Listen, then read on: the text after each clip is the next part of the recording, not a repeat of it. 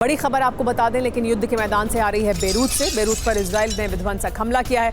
रिहायशी इलाकों में भीषण बमबारी की गई है। हमले के बाद कई इमारतों में आग लगी है बेरूत में। तस्वीरें आप बेरूत की देख रहे हैं।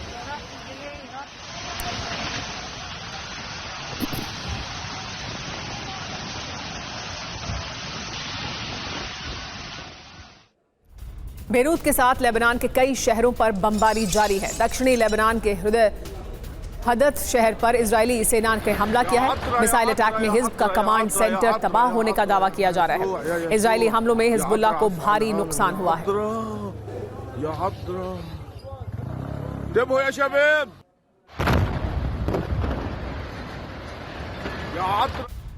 लेबनान से इस वक्त की बड़ी खबर यह कि पिछले 24 घंटे से लेबनान पर विध्वंसक हमले जारी हैं। बेरूत के रिहायशी इलाकों में आईडीएफ ने बमबारी की है। बमबारी में कई लोगों के मारे जाने की खबर सामने आ रही है।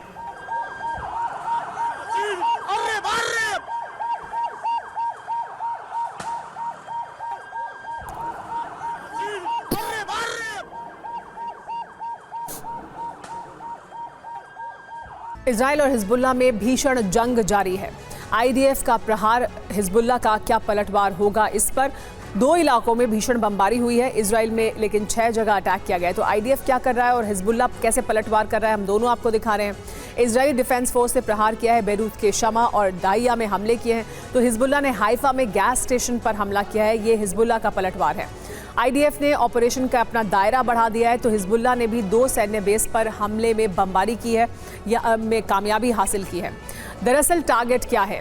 कमांड रूम को टारगेट करना है, हथियार गोदाम को टारगेट करना है, बुनियादी ढांचे को खत्म करना है और रॉकेट लॉन्च साइट को खत्म करना है। ये बड़े टारगेट हैं जिन्हें लगातार टारगेट किया जा रहा है इजरायली डिफेंस फोर्स द्वारा, जिसमें हथियार गोदाम हो या बुनियादी ढांचा हो, जिसे निशाना बनाया जा रहा है। अमेरिका में चुनाव के नतीजे आने के बाद से ही लेकिन दुनिया के 2 मोर्चे पर चल रही जंग ने नई रफ्तार पकड़ ली है। रूस यूक्रेन में बड़ी जीत की कोशिश में है, तो वहीं हिजबुल्लाह और हमास ने भी इजराइल पर ताबड़तोड़ हमलों की शुरुआत कर दी है। शनिवार को इजराइल पर 130 मिसाइलों से प्रहार किया गया। इजराइल के मजबूत एयर डिफेंस को आसानी से भेद कर कई रॉकेट, मिसाइल और ड्रोन इजरायली सीमा में दाखिल हुए और धमाकों से जबरदस्त तबाही हुई। इधर अमेरिका में चुनाव के नतीजे आने के बाद से दुनिया के 2 मोर्चे पर चल रही जंग ने नई रफ्तार पकड़ ली है। रूस यूक्रेन में बड़ी जीत की कोशिश में है, तो वहीं हिजबुल्लाह और हमास ने भी इजराइल पर ताबड़तोड़ हमले की शुरुआत कर दी है। शनिवार को इजराइल पर 130 मिसाइलों से प्रहार किया गया। इजराइल के मजबूत एयर डिफेंस को आसानी से भेद कर कई रॉकेट, मिसाइल और ड्रोन इजरायली सीमा में दाखिल हुए और धमाकों से जबरदस्त तबाही हुई। दावा किया जा रहा है कि हिजबुल्लाह अब रूस और नॉर्थ कोरिया के आधुनिक हथियारों से हमले कर रहा है और इसलिए एयर डिफेंस नाकाम हो रहे हैं। अचानक सायरन बजा और फिर आसमान में नजर आए तबाही मचाने वाले ये शोले। इजरायली एयर डिफेंस को चीरते हुए रॉकेट इजरायली सीमा में दाखिल हो रहे थे। लोग मोबाइल फोन से वीडियो बनाने लगे और फिर शुरू हुआ धमाकों का दौर। इजराइल के मजबूत कवच को भेदकर हिजबुल्लाह के कई रॉकेट तेल अवीव तक पहुंचने में भी कामयाब रहे। इजराइल की राजधानी तेल अवीव से लेकर हाइफा, गलीली, हतेरा, किरियात शिमोना और नहारिया तक जबरदस्त हमले हुए। हिजबुल्लाह के टारगेट पर इजरायली सेना के ठिकाने थे। हिजबुल्लाह के ऐसे हमलों ने दुनिया को फिर हैरान किया। जिस लेबनान को इजराइल ने खंडर बना दिया, लेबनान में तमाम हिजबुल्लाह के ठिकानों को नष्ट कर दिया गया। तमाम बड़े कमांडर और नेताओं को भी मार दिया गया, लेकिन फिर भी हिजबुल्लाह की ताकत कम नहीं। दावा किया जा रहा है कि हिजबुल्लाह की ताकत के पीछे अब ये 3 चेहरे हैं। हिजबुल्लाह के पास अब सिर्फ ईरान नहीं, बल्कि रूस और नॉर्थ कोरिया की ताकत भी है। हिजबुल्लाह की मिसाइलों की ताकत देखकर इजराइल हैरान है, अमेरिका भी हैरान है। ऐसा अचूक रहा, इतनी दूर तक हमला, एयर डिफेंस को नाकाम बनाने की शक्ति। अचानक हिजबुल्लाह के पास इतनी ताकतवर हथियार कैसे आए?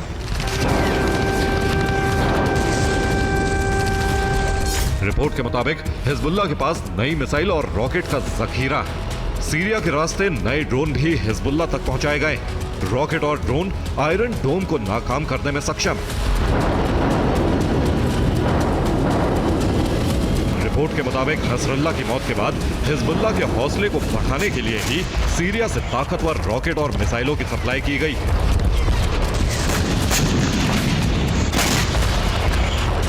इजराइल के लिए चिंता की बात है कि लेबनान से हमलों के दौरान एयर डिफेंस का अलर्ट सिस्टम नाकाम हो गया। वॉर एक्सपर्ट्स के मुताबिक इससे हथियारों में रूस की तकनीक के इस्तेमाल का संकेत मिल रहा है।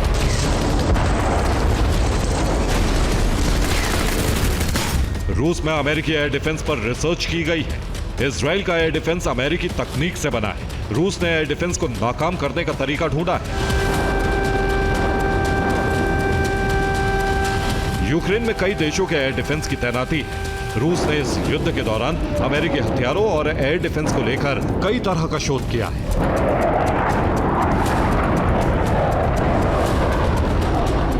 अब माना जा रहा है कि रूस की मदद से ही सीरिया में ऐसी मिसाइलें डेवलप हुई हैं जो इजरायली एयर डिफेंस को नाकाम कर रही हैं।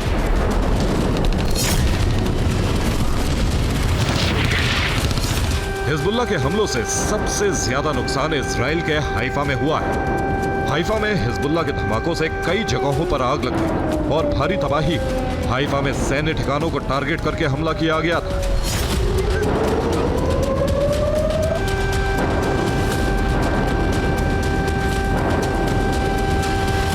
इजरायली एयर डिफेंस से कई मिसाइल और ड्रोन गिरा दिए गए, नहीं तो तबाही और बड़ी होती।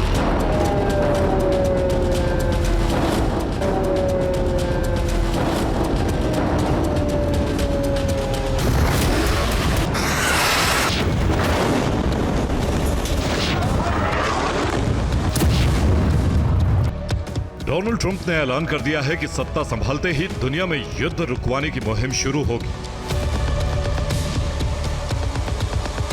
पुतिन ने इसके लिए यूक्रेन पर ताबड़तोड़ हमलों की शुरुआत कर दी।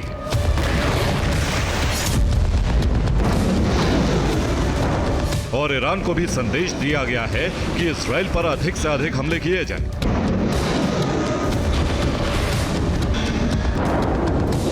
हिजबुल्लाह के साथ गाजा में अल कासम ब्रिगेड के हमले भी तेज हो गए। माना जा रहा है कि यह सब पुतिन के इशारे पर हो रहा है।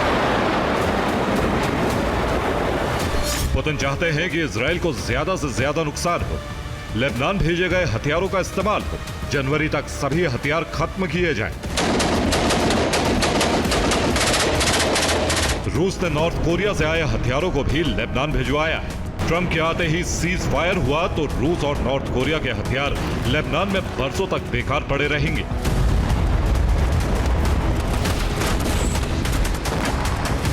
यही वजह है कि अब हमलों की रफ्तार तेज करने को कहा गया है। ईरान ने सभी प्रॉक्सी संगठनों को एक्टिव कर दिया है। गाजा और लेबनान से इजराइल पर हमलों की शुरुआत हुई है। सीरिया और यमन से भी इजराइल को दहलाया जा रहा है।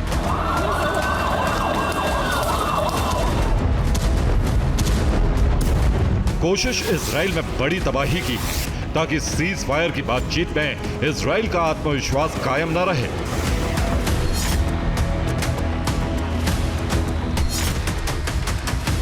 इजराइल हिजबुल्लाह और हमास नेताओं की शर्तों को भी माने और समझौता ऐसा हो जैसा ईरान और रूस चाहते हैं।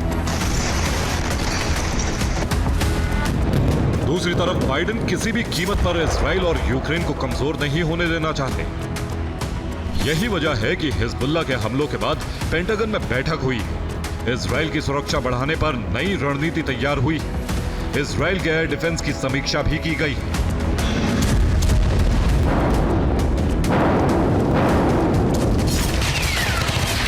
फिलहाल कोशिश है कि लेबनान में मौजूद नए हथियारों के गोदामों को जल्द से जल्द भस्म किया जाए।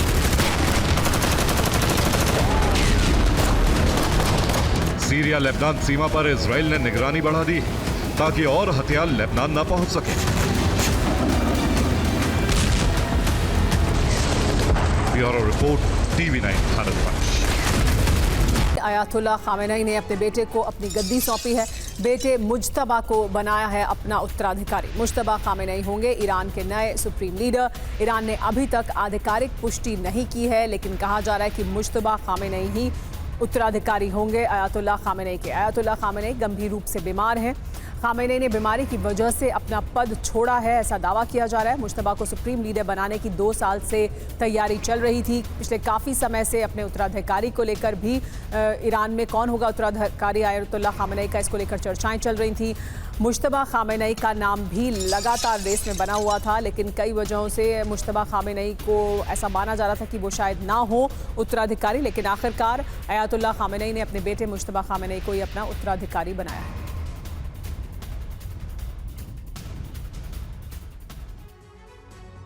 तो अयातुल्लाह खामेनेई का बेटा उनका अब नया ईरान का सुप्रीम लीडर होगा। दरअसल खबर क्या है, जान लीजिए। अयातुल्लाह अली खामेनेई ने अपना उत्तराधिकारी चुना है अपने बेटे मुज्तबा खामेनेई को। मुज्तबा खामेनेई को अपनी गद्दी सौंप दी है। मुज्तबा को बनाया गया है ईरान का नया सुप्रीम लीडर। 2 साल से इस पूरे मामले में कवायद चल रही थी, तैयारी चल रही थी। ताजपोशी की 2 साल से तैयारी थी। 26 सितंबर को आनन फानन में बुलाई गई बैठक, और जानकारी ये मिल रही है कि ईरानी असेंबली के 60 सदस्यों को बुलाकर बैठक ली गई। 26 सितंबर को गुपचुप तरीके से नया लीडर चुना गया। असेंबली ने सर्वसम्मति से मुज्तबा को नया लीडर चुना है। सुप्रीम लीडर का चुनाव कैसे होता है वो भी जान लीजिए। असेंबली ऑफ एक्सपर्ट्स चुनती है सुप्रीम लीडर को।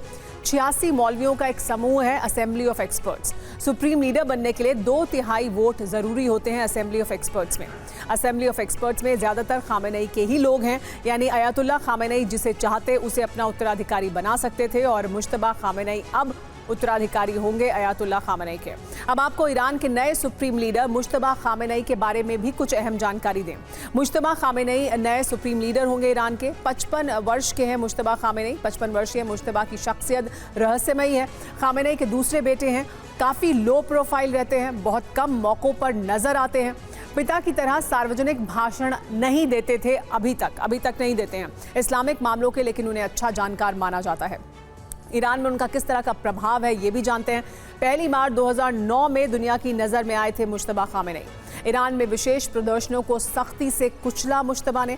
ईरानी खुफिया और सरकारी एजेंसियों में मुज्तबा खामेनेई का दबदबा है। ईरान इराक युद्ध में मुज्तबा की अहम भूमिका रही थी। ईरान सरकार में कभी भी कोई पद नहीं लिया है उन्होंने। 2019 में अमेरिका ने मुज्तबा पर बैन लगाया था। इस पूरे मामले में बड़ी बात जानने वाली यह है कि रईसी के राष्ट्रपति बनने के बाद मुज्तबा का कद बढ़ा है। रईसी के बाद राष्ट्रपति बनाने की तैयारी चल रही थी। रईसी की मौत के बाद इसमें बदलाव आ गया और ये मुज्तबा खामेनेई को अब उत्तराधिकारी बना दिया गया है। ईरान ने ऐलान किया है कि इजराइल से उसका प्रतिशोध पूरा नहीं हुआ है। वो बहुत जल्द ऑपरेशन टू प्रॉमिस का 3रा चरण शुरू करेगा। सिर्फ इतना ही नहीं, ईरान ने अपने परमाणु कार्यक्रम को लेकर भी बड़ी जानकारी सामने रखी है, जिसके बाद माना जा रहा है कि खामेनेई बहुत जल्द एटमी टेस्ट को हरी झंडी दे सकते हैं। सवाल है कि क्या ईरान परमाणु शक्ति हासिल करने के बाद हमले का 3रा चरण शुरू करेगा, और क्या अरब में परमाणु जंग करीब है? इस रिपोर्ट में देखिए। इजराइल एक बार फिर ऐसे ही दहलेगा। उसके शहरों पर फिर एक बार ऐसी ही बारूदी बारिश होगी जैसी 1 अक्टूबर की रात हुई थी।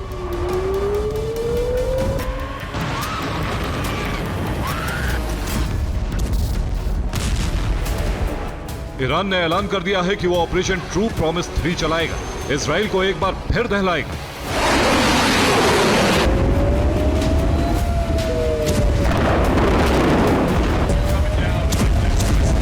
इस बात का ऐलान किसी और ने नहीं बल्कि खुद ईरान के विदेश मंत्री ने किया है। ईरानी विदेश मंत्री ने साफ कर दिया है कि खामनेई ने बेंजामिन नेतन्याहू और उनके मुल्क को बख्शा नहीं।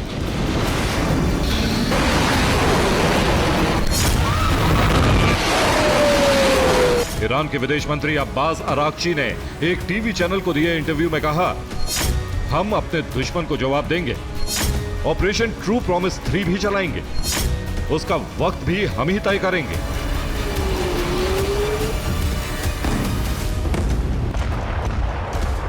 दरअसल ईरान ने 1 अक्टूबर को इजराइल पर मिसाइल वर्षा की थी, जिसके बाद इजराइल ने 26 अक्टूबर को ईरान पर फाइटर जेट से बम बरसाए थे। यह हमले ईरान की मिलिट्री साइट पर करने का दावा किया गया था।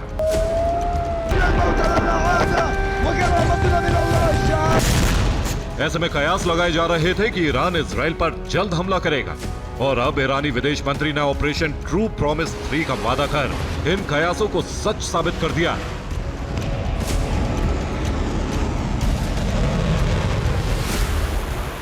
लेकिन सवाल है कि ईरान को प्रतिशोध के लिए किस चीज का इंतजार है? आखिर वो कौन सी शक्ति है जिसने ईरान को इंतकाम लेने से रोका हुआ है?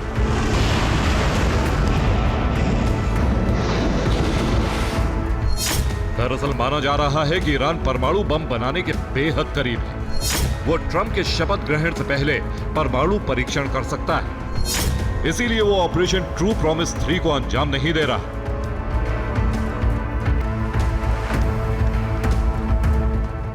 ईरान अपने परमाणु कार्यक्रम को लेकर बेहद आश्वस्त है। उसे यकीन है कि ईरानी वैज्ञानिक किसी भी वक्त परमाणु बम तैयार होने की खुशखबरी दे सकते हैं, जिसके मिलते ही वो टेस्ट कर परमाणु शक्ति हासिल कर लेगा।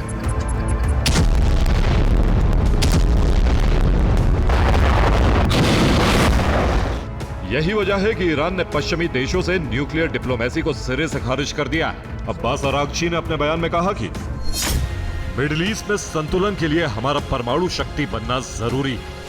पश्चिम के साथ परमाणु वार्ता की संभावना बेहद सीमित है। हम परमाणु कार्यक्रम में ऐसे बदलाव कर सकते हैं जो किसी भी मुल्क को पसंद नहीं आएंगे।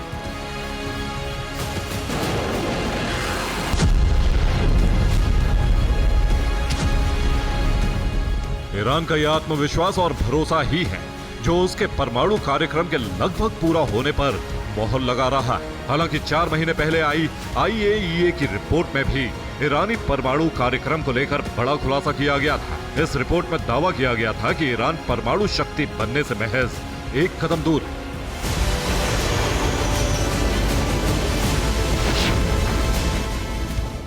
तो सवाल है कि क्या 2024 के खत्म होने से पहले ईरान परमाणु परीक्षण कर सकता है? क्या खामनेई का सालों का इंतजार खत्म होने वाला है? परमाणु हथियारों की watchdog international atomic energy agency यानी IAEA की रिपोर्ट की माने तो इसकी संभावना बेहद ज्यादा है। दरअसल परमाणु बम बनाने के लिए 85% शुद्ध यूरेनियम की जरूरत होती है। IAEA की रिपोर्ट के मुताबिक ईरान 83.3% यूरेनियम संवर्धन यानी शुद्ध यूरेनियम हासिल कर चुका है। अब उसे सिर्फ 1.7% यूरेनियम संवर्धन की जरूरत है। यहां गौर करने वाली बात यह है कि ये रिपोर्ट 4 महीने पुरानी है, यानी हो सकता है कि ईरान इस बीच 1.7% के फासले को खत्म कर चुका हो। अब सवाल है कि अगर ईरान परमाणु टेस्ट में सफल रहा तो वो कितने बम बना पाएगा? एक परमाणु बम बनाने के लिए 23 किलोग्राम शुद्ध यूरेनियम की जरूरत होती है। IAEA का दावा है कि ईरान के पास करीब 142 किलो यूरेनियम मौजूद है, जिससे वो 5 न्यूक्लियर बम बड़ी आसानी से बना सकता है। परमाणु शक्ति को लेकर ईरानी सरकार और विपक्ष उत्साहित है। ईरानी संसद में लगातार एटमी परीक्षण की मांग उठ रही है।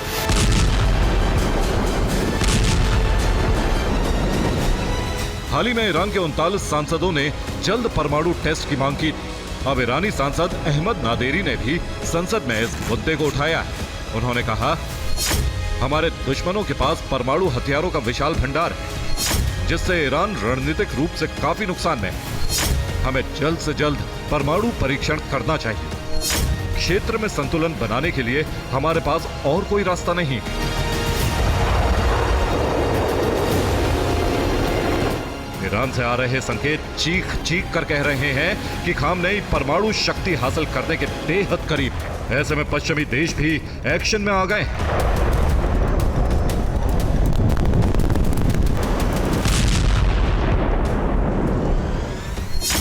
माना जा रहा है कि बहुत जल्द IAEA की बैठक बुलाई जा सकती है। इसमें ईरान को लेकर कड़े कानून बनाए जा सकते हैं। साथ ही उसके परमाणु कार्यक्रम को लेकर बड़ा फैसला लिए जाने की संभावना है।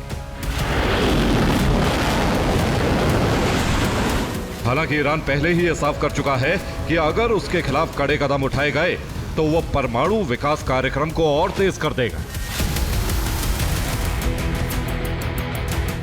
एक्सपर्ट्स की माने तो परमाणु शक्ति हासिल करते ही ईरान इजराइल पर अब तक का सबसे बड़ा हमला करेगा, जिसकी तैयारी भी ईरान ने करनी शुरू कर दी।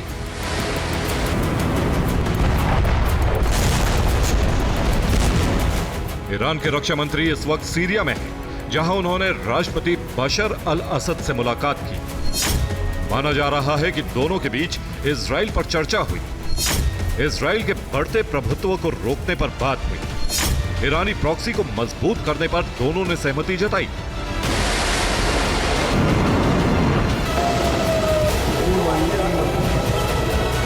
ईरान एक तरफ हमले की तैयारी में है, वहीं दूसरी तरफ सुरक्षा के लिए उसने S-400 तैनात कर दिया।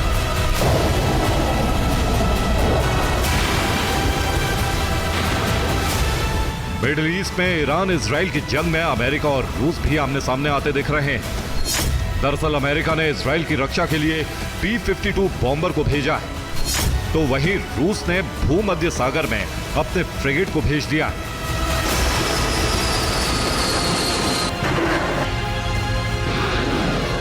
साथ ईरान का ऑपरेशन ट्रू प्रॉमिस 3 इस बार बेहद विध्वंसक होने वाला है, जिसकी वजह होगा उसका परमाणु शक्ति संपन्न होना।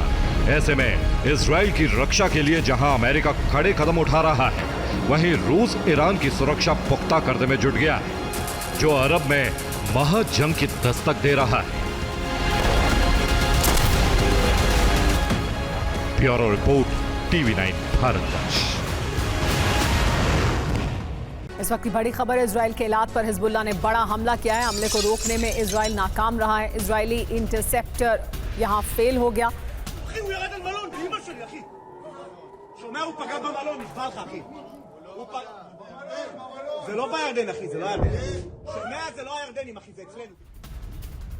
इजराइल के हाइफा पर एक बार फिर अटैक हुआ है। हिजबुल्लाह ने किया है हाइफा पर बड़ा हमला।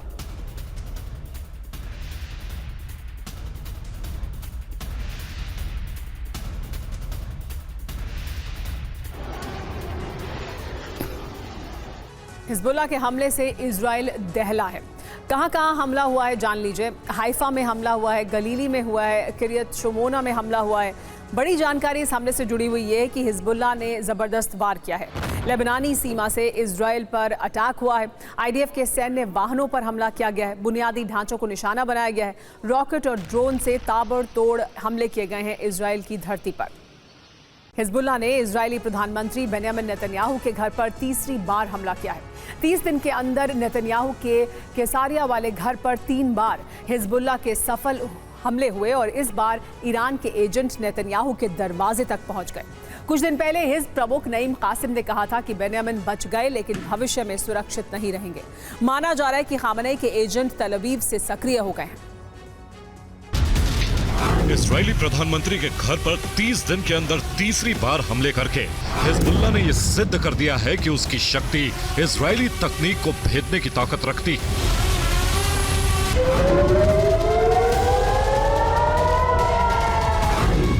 और वो जब चाहे इजराइल के VVIP घर को टारगेट बना सकता है।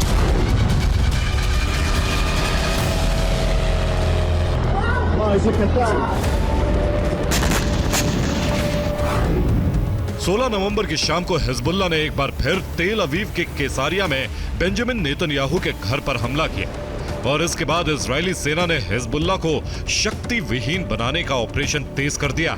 नेतन्याहू के घर पर हमला होने के बाद इजरायली सेना ने बेरूत के दाहिया इलाके में बमबारी की और कई इमारतों को खाक में मिला दिया।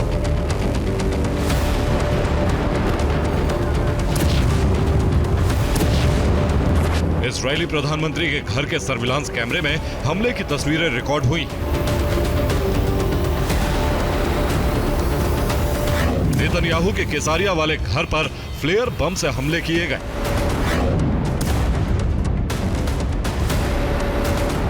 फ्लेयर बम की रोशनी और धुआं नेतन्याहू के घर के करीब नजर आ रहा है।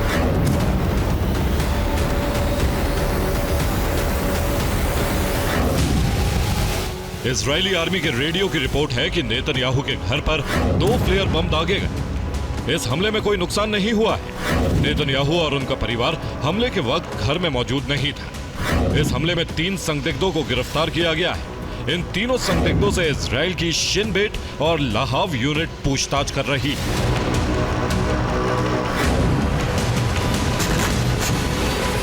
माना जा रहा है कि ईरान और हिजबुल्लाह के एजेंट्स ने नेतन्याहू के घर पर हमला किया है।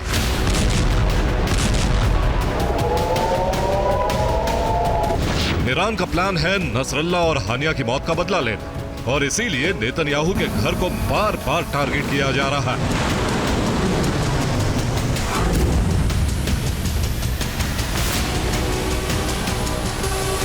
हिजबुल्लाह ने तीसरी बार नेतन्याहू के घर पर सफल हमला किया है।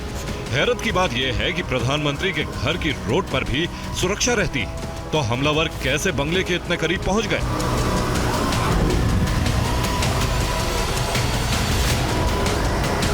इजरायली प्रधानमंत्री के घर की सुरक्षा का कड़ा बंदोबस्त किया गया है। केसारिया में नेतन्याहू के घर पर जो पहला हमला हुआ था, उसके बाद इजराइल ने इस घर की सुरक्षा के लिए 5 करोड़ रुपए का सुरक्षा सिस्टम लगाया था।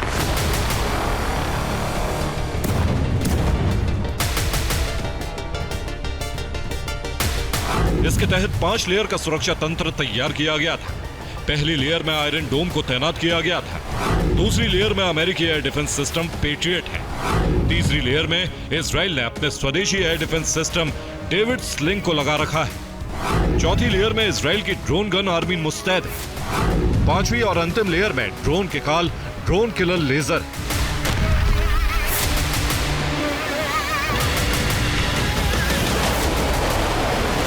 इतना जबरदस्त सुरक्षा तंत्र होने के बावजूद हिजबुल्लाह का ड्रोन और हिजबुल्लाह के एजेंट नेतन्याहू के घर को हिट करने में कामयाब हो गए।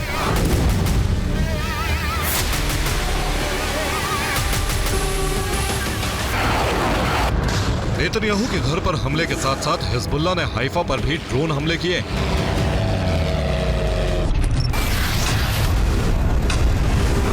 हिजबुल्लाह के हमलों में हाइफा का एक सिनेगॉग यानी यहूदी प्रार्थना स्थल तबाह हो गया।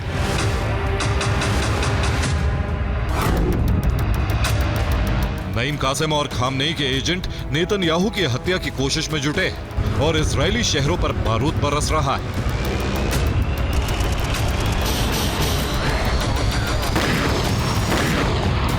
इजराइल ने हिजबुल्लाह को शक्तिहीन बनाने के लिए अपना ऑपरेशन नॉर्दर्न एरोज तेज कर दिया है। 17 नवंबर की सुबह इजरायली वायुसेना ने बेरूत के बाहरी इलाके में ताबड़तोड़ बमबारी करके कई इमारतें जमींदोज कर दी।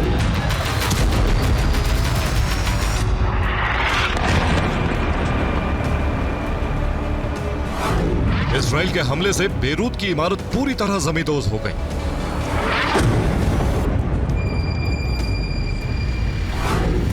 बहुमंजिला इमारत गिरने से कई मीटर ऊंचा मलबे का ढेर लग गया और रेस्क्यू टीम लोगों की तलाश में मलबा हटाने लगी। 17 नवंबर की सुबह इजरायली वायुसेना के धमाकों से बेरूत दहल उठा। बेरूत के अलग अलग इलाकों से काले धुएं के गुब्बार उठने लगे।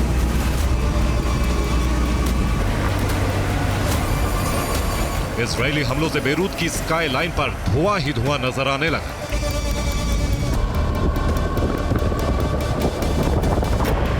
17 नवंबर को इजरायली वायुसेना ने बेरूत के बाहरी इलाकों में जबरदस्त बमबारी की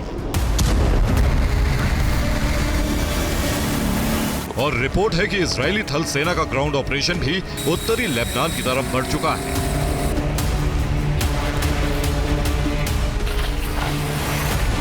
इजरायली थल सेना ने बॉर्डर से 5 किलोमीटर दूर हिजबुल्लाह के हथियार गोदाम वाले चामा गांव पर कब्जा कर लिया।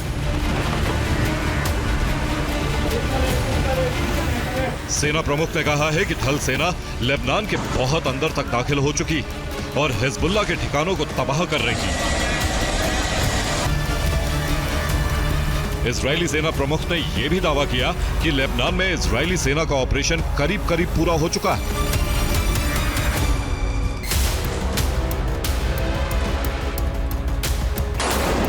इजरायली सेना प्रमुख का दावा है कि दक्षिणी लेबनान में इजरायली सीमा से सटे हिजबुल्लाह के ज्यादातर ठिकाने तबाह कर दिए गए।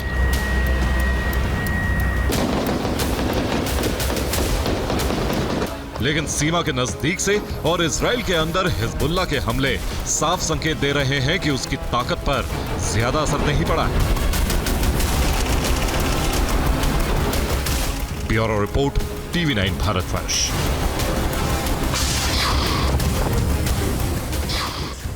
हिजबुल्लाह के खिलाफ इजराइल ने बड़ा एक्शन लिया है। हमले में मारा गया है हिजबुल्लाह का मीडिया चीफ, ये जानकारी मिल रही है। एयर स्ट्राइक में मारा गया मोहम्मद अफीफ के साथ कई लड़ाकों के मारे जाने की खबर भी सामने आ रही है।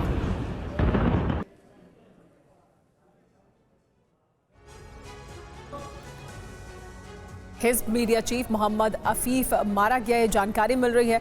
हिजबुल्लाह को लगा है इसकी वजह से एक बड़ा झटका, बड़ा नुकसान है ये हिजबुल्लाह के लिए। बड़ी जानकारी ये मिल रही है कि नईम कासिम का करीबी था मोहम्मद अफीफ, जो मारा गया है। बेरूत के रास अल नबा इलाके में छिपा हुआ था मोहम्मद अफीफ। IDF की बमबारी में मोहम्मद अफीफ को मार दिया गया है, ये जानकारी मिल रही है। इजरायली डिफेंस फोर्स की जानकारी दे रही है। लेकिन कौन था मोहम्मद अफीफ, अपने आप में ये जानना जरूरी है। हिजबुल्लाह का मुख्य प्रवक्ता था, इजराइल पर हमलों का मास्टरमाइंड भी माना जाता है मोहम्मद हफीफ को। कई दिनों से IDF इसकी तलाश कर रही थी और किस तरह से मारा गया है अफीफ, ये अहम जानकारी मिली है। हिजबुल्लाह के लड़ाकों के साथ मीटिंग कर रहा था। मीटिंग के वक्त इजराइल ने इमारत पर मिसाइल हमला किया और उसके दौरान मोहम्मद हफीफ मारा गया है। उधर बीते एक हफ्ते से हूती बेहद आक्रामक हैं। हाल ही में उसने अमेरिकी युद्धपोत USS अब्राहम लिंकन को काफ़ी नुकसान पहुंचाया था और अब इजराइल के शहरों पर बैलिस्टिक और ड्रोन हमले कर रहा है। हूती की शक्ति से अमेरिकी थिंक टैंक भी हैरान है। माना जा रहा है कि अरब में हूती डोनाल्ड ट्रंप के लिए सबसे बड़ी चुनौती बनने वाला है। इजराइल ने सोचा था कि हमास और हिजबुल्लाह को शक्ति विहीन कर वो ईरानी प्रॉक्सी को कमजोर कर देगा, लेकिन अब हूती इजराइल के सामने काल बनकर खड़ा हो चुका है। बीते 24 घंटे से हूती इजराइल को दहला रहा है, उसके शहरों पर ड्रोन और मिसाइल हमले कर रहा है।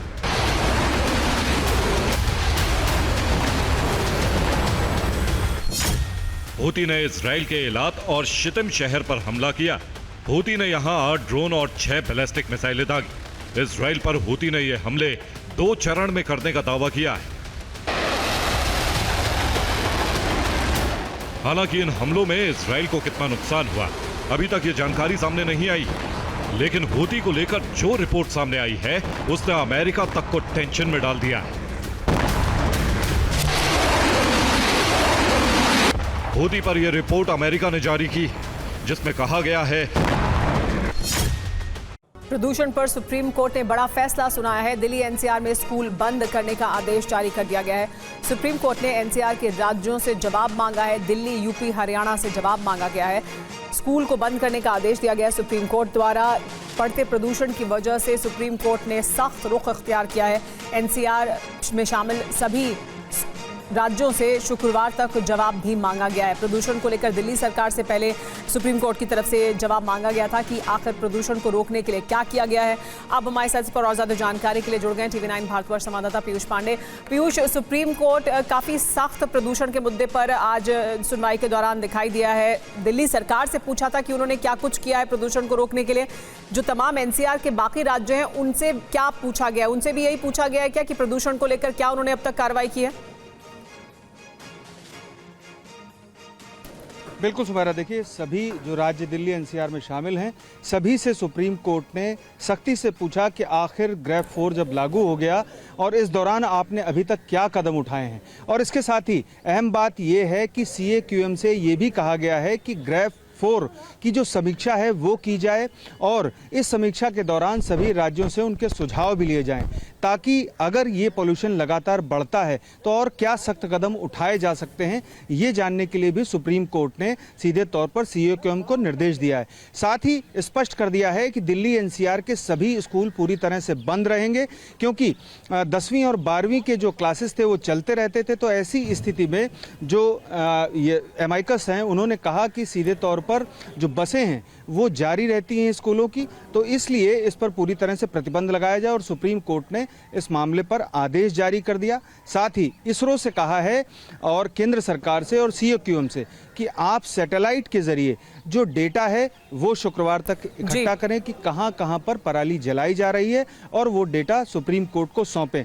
अब इस मामले पर अगली सुनवाई शुक्रवार को होगी और इससे पहले शुक्रवार को होगी, लेकिन सख्त रुख सुप्रीम कोर्ट का सभी राज्यों से जवाब मांगा गया है कि प्रदूषण को रोकने के लिए क्या किया जा रहा है, क्योंकि दिल्ली और आसपास के इलाकों में प्रदूषण की स्थिति इस वक्त भयावह बनी हुई है।